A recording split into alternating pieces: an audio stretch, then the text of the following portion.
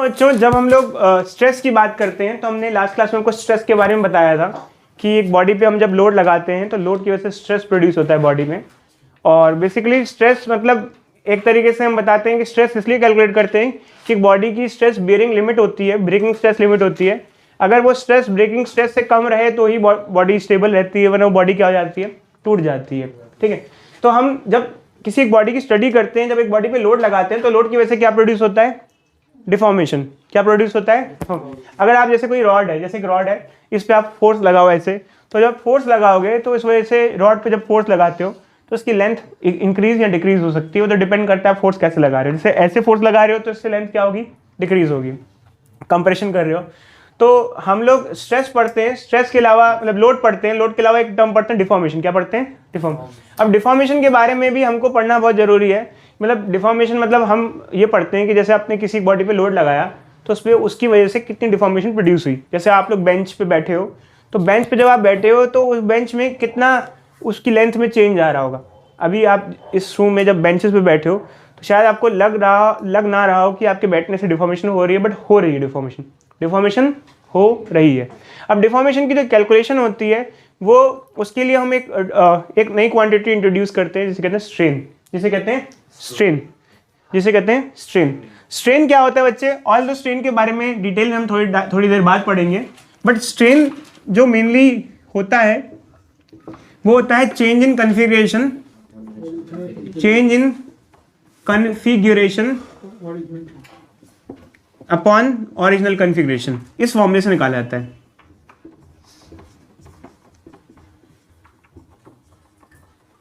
जैसे मान लो as an example, आप लोग बेंच पे बैठे हो, और बेंच में हम जो रॉड्स लगी हैं, स्टील की रॉड लगी हैं, वो एक रॉड को कंसिडर कर लें। मान लो बेंच में स्टील की 1 मीटर की रॉड लगी हुई है यहाँ पर, और आपके बैठने की वजह से इस रॉड में कंप्रेशन प्रोड्यूस हो रहा है।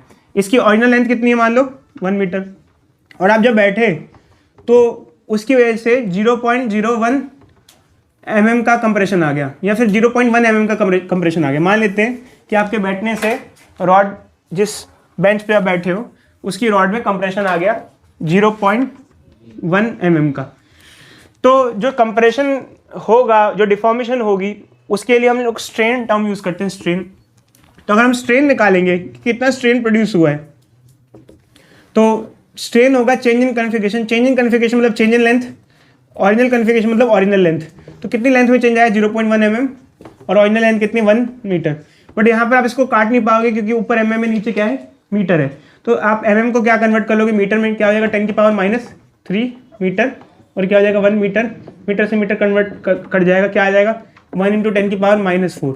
अब जो स्ट्रेन होता है वो यूनिट लेस होता है बच्चे। कारण क्या है कि ऊपर कन्फिग्रेशन है, नीचे भी कन्फिग्रेशन है, जैसे मीटर, और मीटर से मीटर कट गया तो स्ट्रेन की कोई यूनिट नहीं होती, यूनिट लेस और डायमेंशन लेस क्वांटिटी होती है। Strain is unit less and dimension. All दो स्ट्रेन के भी कई प्रकार होते हैं, टाइप्स ऑफ स्ट्रेन, बट अब हम थोड़ी देर बाद टाइप्स ऑफ स्ट्रेन भी पढ़ेंगे। फिलहाल हमने आपको स्ट्रेन का आइडिया दे दिया। अब कई बार बच्चे पूछते हैं सर यही वाला फॉर्मूला क्यों लगाया आपने? देखो, ये कुछ फॉर्मूला कुछ हद तक आपके परसेंटेज में भी कैलकुलेट करते हैं। आपने जब अपने मार्क्स कैलकुलेट करते हो तो क्या करते हो? Total marks bye marks obtained. तो एक तरीके से हम रिलेटिव कंपैरिजन करते हैं कि भाई इतना टोटल है और इतना आया है, और यहाँ पर भी क्या करते हैं? टोटल लेंथ और चेंज इन लेंथ एक तरीके से। तो मतलब एक तरीके से हम मार्क्स जैसे निकाल रहे हैं रिलेटिवली, वैसे ही इसको भी हम निकालते हैं। क्योंकि देखो बच्चे, कई बार बच्चे पूछते भी हैं सर डिफॉर्मेशन तो नॉर्मली आप लेंथ में लिख सकते हो। देखो, नॉर्मल लेंथ का डिफॉर्मेशन इंपॉर्टेंट नहीं है। ध्यान से सुनना, जब मैं लाइन बोलने वाला उसको ध्यान से सुनना। देखो सुनो बच्चों, इधर देखो। मान लो, इधर देखो बच्चे, किसी एक बॉडी पे जब हम लोड लगाते हैं तो उस लोड की वजह से बॉडी में डिफॉर्मेशन होती है। अब आपने कहा डिफॉर्मेशन 1 mm है, कहीं कहीं वो 1 mm बहुत छोटी बात है और कहीं कहीं वो 1 mm बहुत बड़ी बात है। छोटी बात, जैसे हम लोग स्ट्रेस स्ट्रेन को समझने की कोशिश करते हैं तो स्ट्रेस स्ट्रेन लोड और डिफॉर्मेशन से एसोसिएटेड होती है। अगर आप किसी बॉडी पे लोड लगाते हो तो लोड लगाने से क्या होता है? डिफॉर्मेशन होती है। तो स्ट्रेस जो है वो लोड से एसोसिएटेड होता है और स्ट्रेन किससे एसोसिएटेड होती है? डिफॉर्मेशन से। आप एक किसी बॉडी पे लोड लगाते हो और उसमें डिफॉर्मेशन ज़्यादा प्रोड्यूस नहीं हो रही है। जैसे अभी इसी रूम में आप देखो, आप बेंच पे बैठे हुए हो और बेंच पे आपका ठीक ठाक लोड लग रहा है बेंच पे, स्टील पे, बट क्या बहुत ज़्यादा डिफॉर्म हो रही है? स्टील नहीं हो रही है। तो अगर किसी बॉडी पे आप स्ट्रेस अप्लाई करते हो, लोड अप्लाई करते हो, उसमें डिफॉर्मेशन कम प्रोड्यूस हो रही है, तो बॉडी क्या होगी? Rigid body. क्या होगी? ठोस। क्या है? ठोस बॉडी। आई बात समझ में? आप जिस बेंचेस पे बैठे हो वो स्टील का बना है और steel is very rigid material. कैसा मटेरियल है? रिजिड। रिजिड बॉडीज जो होती हैं उन पे लोड का असर नहीं होता है। जो रिजिड बच्चे होते हैं, अच्छे बच्चे होते हैं, स्मार्ट ओवरऑल, उनसे कहो कि बेटा कल आपको इतना करके आना है, वो कहते हैं कोई नहीं सर मैं कर लूँगा, क्योंकि उन पर कितना भी लोड दे दो उन पर डिफॉर्मेशन कोई असर, डिफॉर्मेशन का असर नहीं पड़ता, कोई असर नहीं पड़ता, बड़े रिजिड होते हैं। हाँ सर हम कर लाएंगे। ऐसे नहीं कि सर 2 दिन दे दो सर, 3 दिन दे दो टेस्ट के लिए, ऐसा रोते पीटते नहीं है। करें बच्चों आगे? बच्चों जब हम लोग स्ट्रेस के टाइप्स पढ़ते हैं तो ऑल्दो बहुत टाइप के स्ट्रेस होते हैं, बट हमारे करिकुलम में 2 ही टाइप के स्ट्रेस हमको स्टडी करने हैं। एक तो है नॉर्मल स्ट्रेस, एक है वॉल्यूमेट्रिक स्ट्रेस। ऑल्दो वैसे तो स्ट्रेस के बारे में देखा जाए तो हमने आपको बताया था कि स्ट्रेस की आप टाइप कुछ भी कहो, मेन फॉर्मूला तो स्ट्रेस का क्या होता है? Force per unit area. But ये दोनों थोड़े डिफर इसलिए हो जाते हैं कि इनमें थोड़ा सा कॉन्सेप्ट अलग अलग होता है। जैसे मान लो सबसे पहले हम बात करते हैं नॉर्मल और लॉन्गिट्यूडनल स्ट्रेस। जैसे मान लो अच्छा ये रॉड है हमारे पास, अब रॉड में आप फोर्स लगा रहे हो, ऐसे भी लगा सकते हो। अब ये जो फोर्स है ये कंप्रेसिव फोर्स है, और चाहे तो आप बाहर की तरफ भी लगा सकते हो। अब बाहर की तरफ फोर्स लगाओगे तो ये टेंसाइल फोर्स होगा, टेंसाइल फोर्स, कंप्रेसिव फोर्स और tensile force. Types of force में के बारे में पढ़ते हैं। जब हम टाइप्स ऑफ फोर्स पढ़ते हैं तो मैंने आपको एक चीज़ बताई थी बच्चे कि जैसे एक बॉडी पे फोर्स लग रहा है तो 90 डिग्री पे लग रहा है, ऐसे फोर्स को क्या कहते हैं? Normal force. नॉर्मल फोर्स के ही 2 टाइप्स होते हैं, कंप्रेसिव और टेंसाइल। ये दोनों फोर्स 90 डिग्री पे लग रहे हैं, 90 पे लग रहे हैं, तो ये दोनों फोर्स क्या हुए? नॉर्मल। नॉर्मल मतलब the force which is acting 90 degree with surface. But इसमें क्या है कि इनमें से जो फोर्स कंप्रेशन कर रहा है, क्या कर रहा है? कंप्रेशन, तो इसे कंप्रेसिव नॉर्मल फोर्स बोलेंगे। क्या बोलेंगे? Compressive force. खैर वैसे आप लोगों को इतना लेना देना ज़्यादा है नहीं बच्चों इससे। और जो इसको खींच रहे हैं बाहर, इसमें टेंशन प्रोड्यूस कर रहे हैं, मतलब एक तरीके से इसको टेंसाइल बोलते हैं। तो नाम है बट हमको ज़्यादा नाम से लेना देना इतना नहीं है, मतलब फिलहाल के लेवल पे कोई लेना देना नहीं है। आप देखो दोनों ही नॉर्मल फोर्स हैं। कैसे फोर्स हैं? नॉर्मल। नॉर्मल मतलब क्या है? लग रहे हैं 90 डिग्री। बस ये है कि दोनों का इफेक्ट अलग अलग होगा, एक लेंथ को घटा रहा है और एक लेंथ को बढ़ा रहा है, कोशिश कर रहा है। अब क्या है बच्चों, जब हम ऐसे बॉडी पे फोर्स लगाते हैं तो बॉडी में स्ट्रेस डेवलप हो जाता है, क्योंकि बॉडी कभी नहीं चाहती कि वो अपनी कन्फिग्रेशन को चेंज करे। जैसे मान लो ये बच्चा है, मान लो कोई बच्चा है, वो पढ़ना नहीं चाहता, बट मैं उसको ज़बरदस्ती कहूँ पढ़ पढ़ पढ़ पढ़, मतलब उसको उसकी कन्फिग्रेशन से चेंज करने की कोशिश करूँ, तो स्ट्रेस में आ जाता है कि मुझे पढ़ना पड़ेगा यार अब तो। आई बात समझें? तो यहाँ पर ये बॉडी ऐसी है, भैंस की तरह पड़ी रहना चाहती है, मेहनत नहीं करना चाहती है। हम उसको ज़बरदस्ती क्या कर रहे हैं? उस पर लोड लगा रहे हैं, तो लोड लगाने से उसमें स्ट्रेस प्रोड्यूस हो जाता है, क्योंकि वो हमारे लोड को क्या करना चालू कर देता है? अपोज। जैसे मैं आप लोगों को कोई काम दूँ कि भाई कल मान लो 3 चैप्टर का टेस्ट है, यहाँ पे लोड लगाऊँ, तो आप लोग अपोजिशन चालू कर देते हो आप लोग, क्योंकि आप लोगों के अंदर क्या डेवलप हो जाता है? स्ट्रेस। अब स्ट्रेस के बारे में बात करें बच्चों, तो जैसे एक रॉड पे हम इस तरीके से फोर्स लगा रहे हैं, तो यहाँ पर जो रॉड में स्ट्रेस प्रोड्यूस होगा इसको नॉर्मल या लॉन्गिट्यूडनल स्ट्रेस कहते हैं। अब इसका नाम नॉर्मल स्ट्रेस या लॉन्गिट्यूडनल स्ट्रेस इसलिए है क्योंकि नॉर्मल इसलिए यूज़ किया है क्योंकि फोर्स कैसा लग रहा है? 90 डिग्री पे लग रहा है, इसलिए इसका नाम रखा गया नॉर्मल। और लॉन्गिट्यूडनल मतलब कि यहाँ पर रॉड है, रॉड की बेसिकली जब आप यहाँ पे फोर्स लगाते हो तो रॉड की लेंथ में चेंज आएगा। क्या चेंज आएगा? लेंथ में। अब लॉन्गिट्यूडनल जो होता है वो लेंथ से एसोसिएटेड होता है। किससे एसोसिएटेड होता है? लेंथ से। तो देखो मैं फिर से अच्छे कह रहा हूँ, नाम पे इतना मत जाना, मेन तो फॉर्मूला ही होता है, क्योंकि जब आप न्यूमेरिकल करोगे तो मेन फॉर्मूला क्या होता है? स्ट्रेस क्या होता है? Force by area. फोर्स कौन सा फोर्स? ये जो आप फोर्स लगा रहे हो, जैसे मान लो 10 न्यूटन लगा रहे हो, 20 न्यूटन लगा रहे हो, कुछ भी लगा रहे हो, और एरिया कौन सा? Cross section area. नाम में मत जाना इतना, क्योंकि थियोरेटिकली आपसे इतना पूछा नहीं जाएगा कि ये क्या होता है वो क्या होता है, इतना पूछा नहीं जाता है भाई। मेनली स्ट्रेस का फॉर्मूला क्या होगा? Force by area. अब ये बच्चों क्या है? वॉल्यूमेट्रिक और हाइड्रोलिक स्ट्रेस या हाइड्रोस्टैटिक स्ट्रेस क्या होता है? देखो अच्छा, ये जो स्ट्रेस है थोड़ा सा डिफरेंस है इसमें।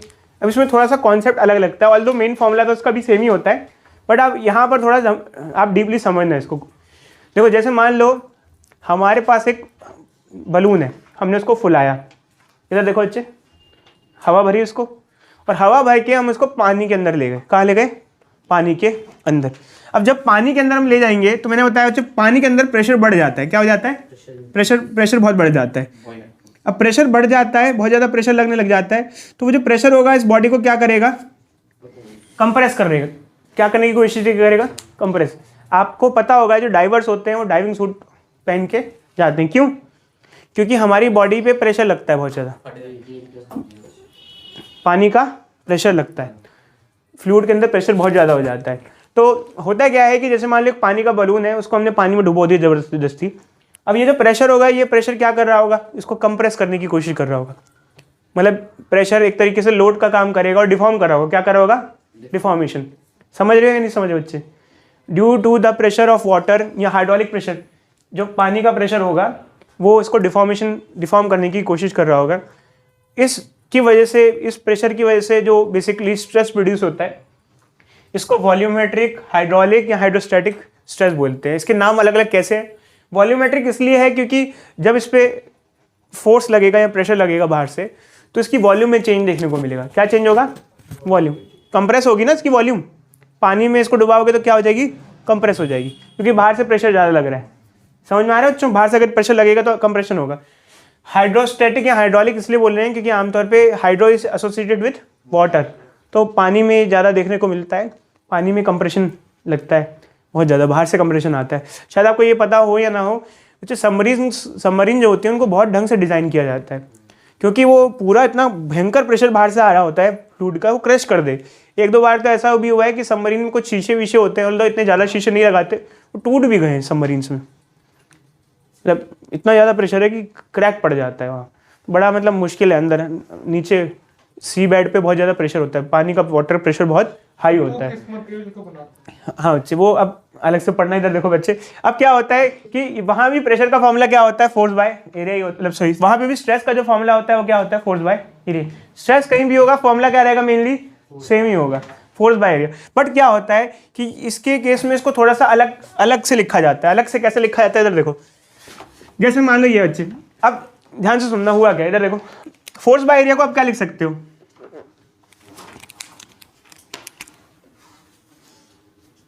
फोर्स बाय एरिया को आप क्या लिख सकते हो? फोर्स बाय एरिया क्या होता है? प्रेशर। कई बार इसको डेल्टा पी लिखते हैं, प्रेशर डिफरेंस। अभी प्रेशर डिफरेंस किस चीज का होता है? देखो होता क्या है, आपको शायद एक चीज पता होनी चाहिए बच्चों। आपने एक बलून को फुलाया, ठीक है? जब बलून को फुलाया तो एक बार वो स्टेबल स्टेट गेन कर लेता है। स्टेबल स्टेट गेन करने का मतलब क्या है? ऐसे फूल गया, अब इसकी वॉल्यूम बढ़ या घट नहीं रही है, नॉर्मल है। क्यों नॉर्मल है? क्योंकि अंदर से जितना प्रेशर बाहर की तरफ लग रहा है, उतना ही प्रेशर बाहर से अंदर की तरफ लगता है। मतलब दोनों एक दूसरे को क्या कर लेते हैं? बैलेंस कर लेते हैं। बट अगर जबरदस्ती आप बाहर से प्रेशर बढ़ा रहे हो, उसको दबाने की कोशिश कर रहे हो, तो क्या होगा? देखो एकदम से नहीं फटेगा, पहले कंप्रेस, थोड़ा सा क्या होगा? कंप्रेस। अगर आप किसी बॉडी पे प्रेशर बढ़ाते हो तो क्या होती है? कंप्रेस। ऐसे जैसे मान लो इसको प्रेशर बढ़ाऊं यूं, तो क्या होगी? ये कंप्रेस। तो पानी के अंदर जैसे इस बलून को लेके जाएंगे तो प्रेशर डिफरेंस की वजह से, किसकी वजह से? प्रेशर किसका? कौन सा प्रेशर डिफरेंस? इनसाइड और आउटसाइड। देखो आमतौर पे ये और ये बराबर है, तो ना इसकी साइज बढ़ेगी ना साइज घटेगी। बट अगर आप बाहर का प्रेशर बढ़ा दो तो क्या होगा? कंप्रेस हो जाएगा। जब इसको पानी के अंदर ले जाओगे या बाहर से इस पर प्रेशर लगाओगे तो अंदर और बाहर एक प्रेशर का डिफरेंस क्रिएट हो जाएगा। तो इसलिए हमने यहाँ पे एक डेल्टा पी क्या लिखा? Pressure difference. Pressure difference basically क्या होगा? एक तरीके से जैसे देखा जाए तो देखो इनसाइड भी कुछ प्रेशर होगा और आउटसाइड भी कुछ प्रेशर होगा। तो डेल्टा पी क्या होगा? अगर डेल्टा पी को देखें तो डेल्टा पी क्या होगा बच्चे? P outside minus P inside. Outside और इनसाइड का डिफरेंस होगा। तो यहाँ पर जो वॉल्यूमेट्रिक का केस होता है, ऑल द स्ट्रेस का जो मेन फॉर्मूला होता है वो फोर्स बाय एरिया ही होता है। बट फोर्स बाय एरिया को हम प्रेशर या प्रेशर डिफरेंस लिखते हैं। क्या लिखते हैं? क्योंकि फ्लूइड के फॉर्म में फोर्स या एरिया नहीं लेते हैं, वहाँ प्रेशर क्या कैलकुलेट करते हैं? प्रेशर कैलकुलेट करते हैं। क्या कैलकुलेट करते हैं फ्लूइड में? प्रेशर। तो ये जो स्ट्रेस होता है इसे वॉल्यूमेट्रिक या हाइड्रोलिक स्ट्रेस या हाइड्रोस्टैटिक स्ट्रेस बोलते हैं। ठीक है बच्चों? देखो बच्चों, जब हम लोग स्ट्रेन के बारे में बात करते हैं तो मैंने आपको बताया कि स्ट्रेन क्या होता है? Change in configuration by original configuration. अब स्ट्रेन के भी टाइप्स होते हैं, मतलब हमारे सिलेबस में 2 टाइप्स हैं स्ट्रेन के। इधर देखो अच्छे बोर्ड पे, देख लेना बाद में। इधर देखो, इधर देखो अच्छे, रुक जाओ, पूरा फोकस रखो बोर्ड पे। इधर देखो, देखो आमतौर पे हमने आपको जब स्ट्रेस भी पढ़ाया था तो 2 केस पढ़ाए थे, एक रॉड का और एक स्फेरिकल शेप का। जैसे बलून मान लो, तो यहाँ पर भी हमारे 2 ही केस है। अब जैसे इस रॉड पे आप फोर्स लगाते हो, यहाँ पर ऐसे इसको बाहर की तरफ खींच रहे हो, तो इससे क्या होगा? रॉड की लेंथ क्या होगी? इंक्रीज हो जाएगी। जैसे ये अगर आउटवर्ड लगा रहे हो तो स्ट्रेन क्या होगा बच्चों, स्ट्रेन क्या होता है, change in configuration by original configuration. अच्छा यहाँ कौन सी कन्फिगरेशन चेंज हो रही है, क्या वॉल्यूम चेंज हो रही है, लेंथ चेंज हो रही है? देखा जाए तो मोस्टली हमारे लिए यहाँ लेंथ इंपॉर्टेंट है, तो हम लिखते हैं change in length by initial length, original length, ये हम लोग यूज करते हैं in case of longitudinal strain. इसका नाम लॉन्गिट्यूडनल इसलिए क्योंकि longitudinal is associated with length. Second क्या है बच्चों, ये जो बलून टाइप है, अब मैंने आपको बताया था कि इसमें आप बाहर से प्रेशर लगाओगे तो प्रेशर लगाने से इसकी वॉल्यूम क्या होगी, चेंज होगी। तो यहाँ पर हम इसको कहते हैं वॉल्यूमेट्रिक स्ट्रेन। इसका नाम वॉल्यूमेट्रिक क्यों है बताओ बच्चे, क्योंकि क्या चेंज हो रही है, वॉल्यूम चेंज हो रही है।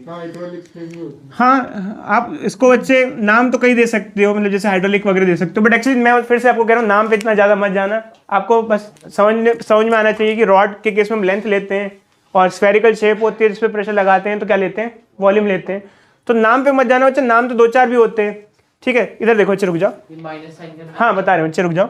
तो देखो बच्चे, जैसे मान लो ये एक बलून टाइप की शेप है या कोई स्फेरिकल शेप है, इस पर बाहर से प्रेशर लगाओगे तो प्रेशर लगाने से इसकी वॉल्यूम घट गई, जैसे कंप्रेस हो गया।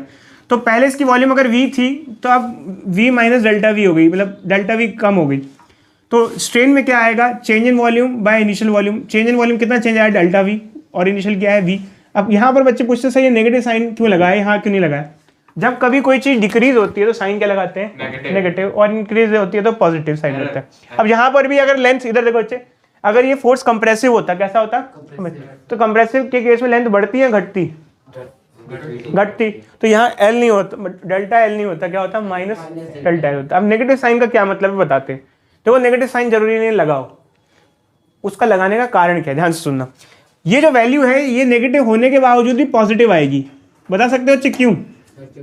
क्योंकि देखो बच्चे इधर देखो, माइनस डेल्टा वी का मतलब क्या होता है, फाइनल माइनस इनिशियल। कौन सी वॉल्यूम ज्यादा होगी, फाइनल ज्यादा होगी, इनिशियल ज्यादा होगी? इनिशियली वॉल्यूम ज्यादा थी और जब कंप्रेस कर दिया तो वॉल्यूम क्या होगी, कम होगी। तो ये ओवर वैल्यू नेगेटिव आएगी और नेगेटिव नेगेटिव क्या हो जाएगी, पॉजिटिव हो जाएगी। तो अगर आपको माइनस के चक्कर में नहीं पढ़ना है तो आप बड़ी वैल्यू से छोटी वैल्यू को माइनस करके लिख दो, माइनस डेल्टा वी वगैरह के चक्कर में पढ़ो ही मत। आई बात समझ में? तो माइनस साइन इसलिए होता है कि ताकि वैल्यू हमारे पास क्या रहे, पॉजिटिव में रहे। आई बात समझ में? तो ये हमारे पास हमने आपको समझा दिया। अब अगर जैसे बलून टाइप की शेप होगी, स्फेरिकल शेप होगी तो वॉल्यूमेट्रिक लगेगा, और अगर रॉड होगी तो लॉन्गिट्यूडनल लगेगा। हाँ नाम देखो अच्छे, इसमें क्या है कि नाम वॉल्यूमेट्रिक की जगह कुछ और भी हो जाए, लॉन्गिट्यूडनल की जगह कुछ और भी हो जाए, बट हमारे करिकुलम में तो देखो अच्छे ये 2 ही टाइप के हैं जो हमको दिए हैं। बाकी जो है वो ऐसा लिखा हुआ है ऊपर ऊपर से है, तो हमको डीप स्टडी नहीं करनी है, ठीक है। जब हम लोग वॉल्यूमेट्रिक स्ट्रेन की बात करते हैं ना, तो यहाँ एक चीज़ और इंपॉर्टेंट आती है। इधर देखो, जैसे मान लो अब आपने इस पर प्रेशर लगाया तो इसकी वॉल्यूम क्या हो जाएगी, कम हो जाएगी। वॉल्यूम तो कम हो जाएगी बट डेंसिटी बढ़ जाएगी। मतलब आप क्या कर रहे हो, इसके पार्टिकल को क्या कर रहे हो, क्लोज कर रहे हो। कई बच्चों को मारम पिट्टी खेलनी होती है ना स्कूल में, बॉल नहीं होती, पन्नों को लेके क्या करते हैं, कंप्रेस कर देते हैं। क्या करते हैं हम, ऐसी बॉल बना देते हैं और बाहर से क्या लगाते हैं, प्रेशर लगाते हैं और कंप्रेशन करते हैं। उससे वॉल्यूम तो छोटी हो जाती है बट डेंसिटी क्या हो जाती है, ज़्यादा हो जाती है। क्योंकि डेंसिटी क्या होता है बच्चे, मास बाय वॉल्यूम। ठीक है अच्छा। अब आपने क्या किया, वॉल्यूम को घटा दिया तो डेंसिटी क्या हो गई, इंक्रीज हो गई। ठीक है, तो यहाँ पर बच्चों जैसे वॉल्यूम में चेंज आएगा तो डेंसिटी में भी चेंज आएगा। तो जब ये रिलेशन यूज करते हैं तो इस रिलेशन से हमारे पास एक फॉर्मूला और आ जाता है यहाँ पर हमारे पास, जो कि होता है delta rho by rho is equal to minus delta V by V. ये किस प्रकार आया, ये टास्क आप लोगों को हम दे रहे हैं, देखो किस प्रकार आया है फॉर्मूला। बट ये जो फॉर्मूला है ये एक रिलेशन बताता है कि अगर आप किसी चीज़ को कंप्रेस करते हो तो उसकी वॉल्यूम घटेगी बट डेंसिटी क्या होगी, बढ़ेगी। कई स्कूलों में बॉल अलाउड नहीं होती क्लासरूम में, तो कई क्या होता है किसी भी स्कूल में क्लासरूम में तो बॉल अलाउड नहीं होती, तो बच्चे ज़्यादातर होशियार होते हैं, वो एक कागज़ को लेते हैं और टेप बांध के उसको बॉल बना के खेलते हैं ताकि पकड़े जाएं तो कह दें कि हम हमारा इससे कोई लेना देना नहीं है, कोई वास्ता नहीं है।